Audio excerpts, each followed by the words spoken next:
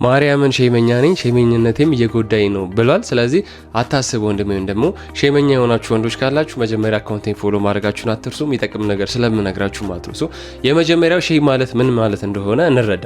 ጥሩም ነው ቱ ሳም ፖይንት ደግሞ መጥፎ ነው። ጥሩ የሆነው እንዴት ነው? ሼመኛ ስትሆን በምንድን ነው ሼመኛ መሆን ያለብህ?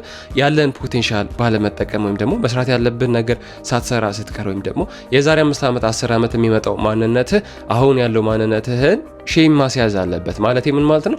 መስራት ያለብን ነገር ማሰራ ከሆነ ያለን ፖቴንሻል ማትጠቀም ከሆነ ያለን እድሎች ማትጠቀም ከሆነ ማውራት ያለብን መናገር ያለብህ ነገር ማትናገር ከሆነ ሼም ሊይዝ የሚገባው እውነት ካንተ ጋር እስከሆነች ድረስ ማድረግ ያለብን ነገር ባለማድረግ ሼም ሊይዝ ይገባል። አንድ ሳይኮሎጂ ቲፕ ልንገራችሁ፣ ለወንዶችም ለሴቶችም ለሚጠቅማችሁ ነገር ማለት ነው። ሼም ማለት ምን ማለት ነው? የሆነ ነገር ስንሰራ ሌላ ሰው ምን ይለናል ነው አይደለ? ፊር ኦፍ ጀጅመንት ወይም ደግሞ ሰው ምን ይፈርድብናል ነው አይደለ? ስለዚህ ሌት ሳይሆን ለምሳሌ ፕላኔት እርዝ ላይም ደግሞ ምድር ላይ ብቻችሁ እንደሆናችሁ ኢማጂን አድርጉ። ማንንም ሰው የለም፣ ኢቭን እኔም የለውም ማለት ነው። ስለዚህ ሶሻል ሚዲያ አለ። ስለዚህ ቀጥታ የምትፈልጉትና የምትወዱትን ነገር እየሰራችሁ ፖስት ብታረጉት ሳሉ ማንም ሰው እንደማያስባችሁ ማለት ነው። ያን ነገር ግን ፖስት ታረጉት ምንድነው የእናንተን ክብር በማያሳጣ መልኩ ወይም ደግሞ እናንተ የምትወዱትና ደስ የሚያሰኛችሁ ነገር እየሰራችሁ ትፖስቱታላችሁ። ያንን ሳይኮሎጂ ሪል ወርልድ ላይ አፕላይ ማድረግ ነው።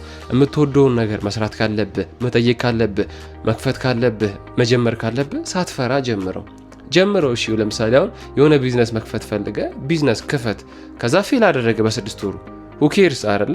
አቅራቢያ ያሉ ሰዎች ቢያወሩ ጀስት ለሁለት ሳምንት ነው ይረሱዋል። 2 ሳምንት እንደው ማንም አያስታውስህም። ለምን?